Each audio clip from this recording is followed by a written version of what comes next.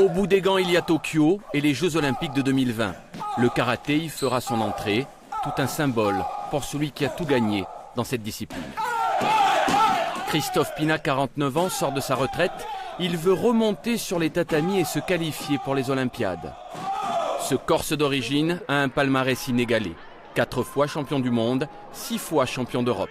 Sa fluidité, ses techniques de jambes époustouflantes dépoussièrent un karaté statique et ennuyeux. Dès ses débuts, comme ici face au japonais Takenouchi, il renvoie les vieux champions au vestiaire et impose un style qui va inspirer toute une génération. 25 ans plus tard, dans un hôtel huppé de Porto Vecchio, le champion entame une longue préparation physique. Il a face à lui de jeunes karatékas du club de Biguglia.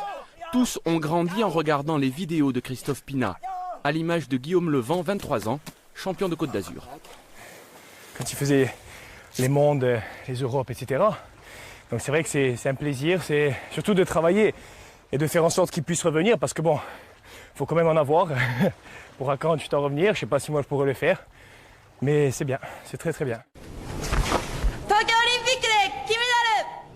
3 août 2016 à Rio, le comité international olympique annonce que le karaté ira à Tokyo en 2020. Pour les 110 millions de pratiquants dans le monde, c'est une consécration. L'art martial devient sport olympique. Christophe Pina, qui a raccroché les gants depuis 17 ans, s'apprêtait à vivre l'événement devant son poste de télévision. Mais très vite...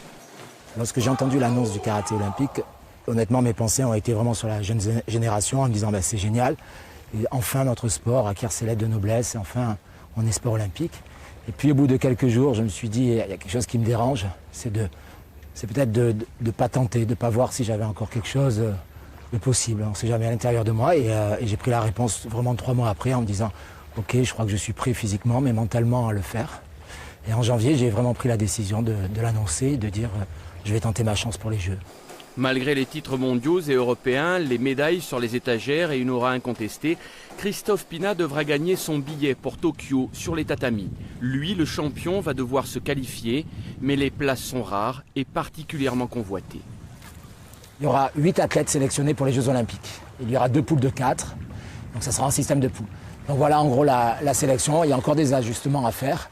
Mais la sélection sera là. Ça veut dire qu'il n'y aura que 8 athlètes dans le monde. Ça ne veut pas dire qu'il y aura de Français. Peut-être qu'il n'y aura aucun Français qui participera aux Jeux Olympiques, dans peut-être aucune catégorie, ou que chez les filles ou chez les garçons. Ce qui est dur, c'est de rentrer dans les meilleurs du monde. Donc actuellement, Araga, le japonais, est largement en tête. Mais voilà, il faut qu'en janvier, je marque des points et il faut faire vite. Et après, si possible, ça serait d'avoir un retour rapide en équipe de France, puisque actuellement, tout ce que je fais, je le fais à titre personnel. Je ne suis pas dans l'équipe de France, il faut que je regagne ma place, il faudra que je gagne les championnats de France la saison prochaine.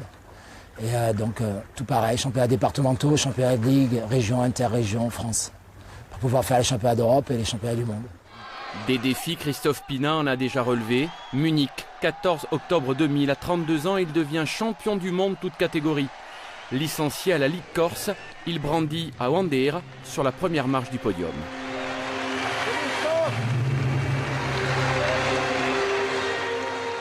Voilà, ça c'est le podium de mes derniers championnats du monde, quand j'ai gagné le championnat du monde toute catégorie.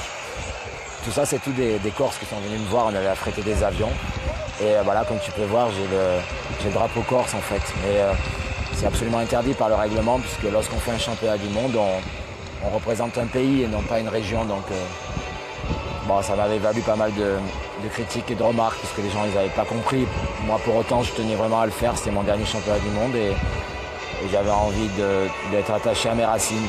Le chemin pour Tokyo est encore long. En 2020, Christophe Pina aura 52 ans. S'il se qualifiait, il deviendrait alors l'athlète le plus âgé à participer à des Jeux Olympiques.